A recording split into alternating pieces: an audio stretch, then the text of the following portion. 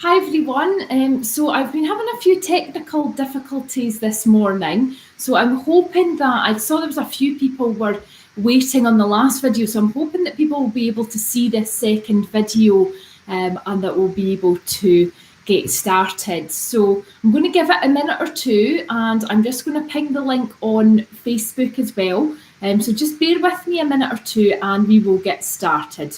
Okay. So let me just do that. Hopefully everybody's well this morning. So we're going to be talking about physical health today. So physical health for me is something that I'm really, really passionate about and something that I think ties into your whole health and well-being overall. So I'm not very good at multitasking, so I'm just going to ping this link on Facebook and then we will get going.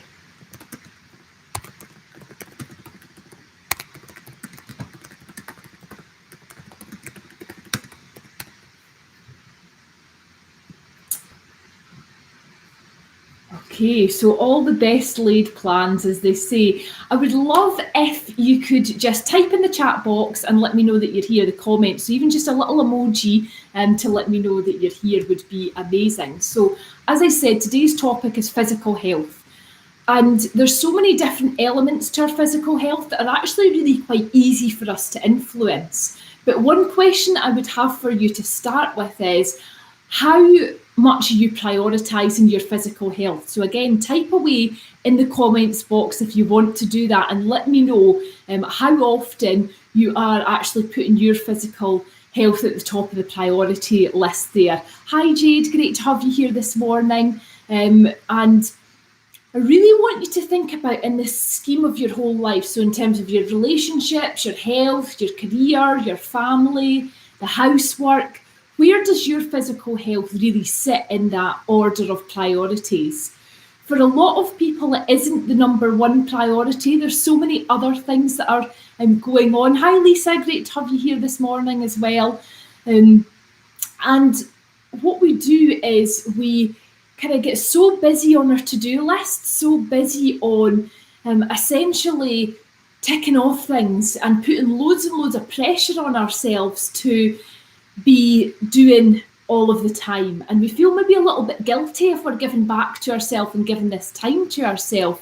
But the ironic thing that I find with physical exercise and making that time for your own self is that the more that you can give to yourself, the more energy you have, and actually the more that you can give to other people as well. So it's a win-win for everybody. Now, always before the sessions, I do a bit of reflection and I think about essentially what's important to me in terms of this topic. So physical health isn't just exercise. I always say it starts the night before. So it starts with how much sleep and rest do you get in. So they say that on average, people should be getting 7 to 8 hours sleep. And I hear you cry if you've got small children, 7 to 8 hours sleep. What is that? It might be kind of more broken sleep. But actually, how do we make sure that we get to bed at a good time to ensure that we can then get up in the morning and do the things that we want to do, maybe some of the exercise in the morning before children get up or before our working day starts as well. I've been reading, some of you have been on some of my sessions before and will have heard me talking about Jay Shetty's book, Think Like a Monk, and he talks about actually stealing some time from the evening to give yourself a bit more time in the morning to then be able to start your day in the right way. And he talks about an acronym that is called TIME. So ironically, it's about making time, and he's used these 4 letters. So creating time for thankfulness, gratitude, creating time for insight, so learning something new, creating time for meditation, and the final part, and why I share it here, is for exercise, so moving your body. And for you, physical exercise may be something like yoga. So I really enjoy yoga. And at the beginning of lockdown, was regularly attending a 6:30 class, which I really found helped to energise me and help me to get me in a good space for the day. More recently, though, as the dark mornings have been coming in, what I've been enjoying is actually getting out in the fresh air straight away. So there's something about getting outside, going for a walk, going for a run that really energises me and kind of creates more energy in my body. So what I want us to do, because I know it's early and I know some of you may still be in bed, or you might be up, you might have been up for hours, who knows, you might be really early birds, is I want us to bring a little bit of energy into our body. So let's start by doing a few stretches. If we just put our hands on our shoulders and what my friend Louise would call the kind of chicken wings or the chicken dance here, just bring some movement into your shoulders, and then opposite way, bringing them forward. Now, if you're feeling really energetic, let's do 5 jumping jacks. And now some high knees. You won't be able to see my knees. And finish with 5 jumping jacks. Okay, you will see that I am not Mr. Motivator, but what that does is it just brings a little bit of energy into our body. And for a lot of you, if you're working from home, sitting at a desk, quite sedentary a lot of the time in the house, then actually just doing a really short burst of exercise like that can really help in terms of your energy levels overall. So it starts with getting enough sleep. Then if we can start our day by moving our body, whether it be stretches, whether it be yoga, whether it be a walk, a run, whether it be a HIIT workout in the house, all of these different approaches we can do for free. So YouTube is an amazing resource. You've got so many free videos out there, and I can share some of these if anybody's interested in some of the resources that I really like in terms of your physical health. So let's use the free resources. Let's also just get our shoes on and get outside and get fresh air, even if it's for 5 minutes. It can really, really improve your energy, your physical health, gets the blood pumping. There's so many different health benefits to really focusing on your physical exercise that you're doing. So lowering blood pressure, more clarity of thought because it's oxygenating your brain. It's good for your heart health overall. It's good for your joints. It can build strength as well, too, depending on the exercises that you're doing in your body. So good for your bones as well. So there's so many different things. I certainly find myself overall that I am much more motivated when I'm doing lots of exercise. It really, really keeps me in a good place overall too. So I'm going to get you thinking about practical ways of kind of creating the time in your life as well for exercise. So I often think starting early in the day is good, because as we go on in the day, we've got lots of things going on, lots of things to do, and actually sometimes our motivation for exercise wanes. And I'll talk about motivation another day, because for me, the biggest part of me getting up early is putting my feet on the ground, getting out of bed. It's having my clothes prepared the night before so that I just have to jump into them and get going. It's having the equipment that I need in the house if I'm doing a little bit of weights or yoga, having the mat out, that sort of thing. There's something in your environment. If you can create different cues in your environment that are going to help you, then often it can be really, really good in helping you create that habit, create that routine as well. Same time of day for me works, because then it doesn't become a when am I going to fit it in? I'm going to do it at this time. It suddenly shifts your mindset overall as well.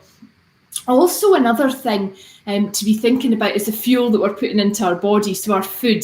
So often people say to me, oh, well, I train so that I can eat what I like. And I think that's better than not training at all. But sometimes if we're putting in the wrong fuel to our body, if we're eating too many sugary foods, too much saturated fat, then actually that can be having a negative impact on our body. And they always say you can't out-train a bad diet. So if you start looking at and recording what you're eating regularly, there's apps out there like MyFitnessPal, or just becoming more aware of what you're putting into your body, more kind of mindful of it, then it can help with your physical health overall. It can help with your energy levels as well. If we're always, and don't get me wrong, people might be laughing when watching this, because I like sweets, I absolutely do. But I find if I eat too many, that I'll have this kind of sugar rush and then this dip. So in terms of my energy levels, I'll really notice it throughout the day as well. Or if I'm eating junk food, it really impacts on how sluggish I feel overall. So let's look at the fuel that we're putting into our body. Let's try and get, they say 5 a day in terms of your fruit and veg. I've heard a few people recently saying 7 a day in terms of whole fruits and whole vegetables as well. So different approaches, different things that you can try too, but it can help overall with your physical health. So a few different ideas there, and thank you to everybody who's joined. I can see we've got a few people on, so feel free to just say hello in the comments box or send me a little emoji so I know that you're here as well and listening. So a couple of exercises for us to finish with. Now, this isn't going to be really physical exercises. This is more mentally to get us in the place to focus on our overall physical health. So I want you to think about one thing that you could do today in terms of exercise, in terms of your diet, in terms of the fuel that you're putting into your body. So that can be diet, it can also be what you're drinking as well. So I've got water here, and I promise it is water, but we should be aiming to be drinking 10 glasses a day of this kind of size of glass, so about 2 litres. Big bottles as well. You get 2 litre bottles that maybe make it easier to make sure you're consuming enough water. I often think if you have one of them in the fridge, make sure it's ice cold. It helps as well. So thinking about your sleep, thinking about your diet, thinking about the exercise that you're doing. Is there something that you could do today that you've been saying for ages? I want to start going for a regular walk, or I want to do couch to 5k, or I want to do a regular 20-minute HIIT workout. I've always fancied yoga. Today's the day to start it, and that's what I would encourage you to think about as well. How do you bring it into your routine? So actually writing down what you're going to do, when you're going to do it, where you're going to do it, and why you're going to do it. So really thinking about what is the purpose of this? Why is this going to be important? Why is this going to enhance your life? Because I think if we get clear on why we're doing something, it tends to encourage us more, because the days will come when we're like, you know what, I cannot be bothered doing this. And that's absolutely fine. But on those days, usually you find if you push through that, you tend to essentially get a better result, because you think, you know what, I don't regret going out. I feel much better for actually doing that as well. So I want you to think about that in terms of something that you can do today. And what we're going to do is we're going to just do a little short put on guys are doing. Okay, so what I want time start to achieve your goals. Think about that one thing that you want to do differently. And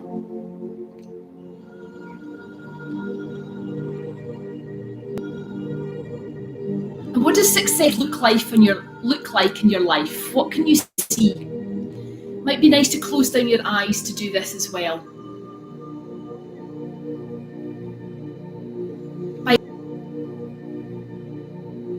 By achieving your goal, what has changed about you? Physically, mentally, emotionally?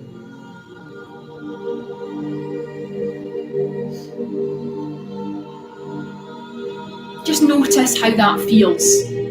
What sounds do you hear? What are people saying to you? And how are you talking to yourself?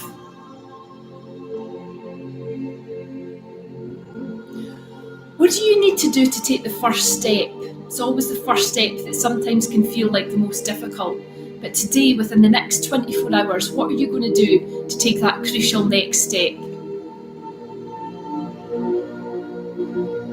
And I just want you to sit with this visualization for a few moments. And when it feels comfortable to do so, just begin to open your eyes and write down, what are you going to do? When are you going to do it? Where will you do it? Will it be outside? Will it be in the house? Will it be when you're at work? Why do you want to do this? And whose support do you need? And I'm going to finish by just reading a poem which is all about your body and how important it is. And it's by Ern Hansen. If there's one thing that I may tell you, let it be you are your home. Your body is the only house that you will ever truly own. Maybe it's got some broken windows and there are tear stains on the floors.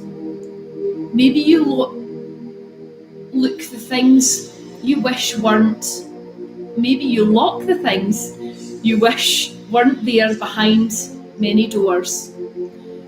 But there is wisdom on the bookshelves and a laugh to light the rooms. There's a vase upon the table where the love you've grown all blooms. Dreams sit on the mantelpiece Dreams sit on the mantelpiece next to kind often who have no time to collect dust. So please don't look at mansions with envy in your eyes. There's more that makes a home than its appearance or its size. Your body is your shelter, so you deserve to love it all. Don't let the world stand around outside and tell you how to paint your walls. How lucky that you have somewhere to protect you from the night. And if there's cracks left from the past, well, they just let in more light. Huge thank you to everyone for joining me today. Think about what that one action is that you want to take, and apologies for the delays in terms of coming on today. And thank you to everyone for joining me. Take care, everyone. Bye-bye.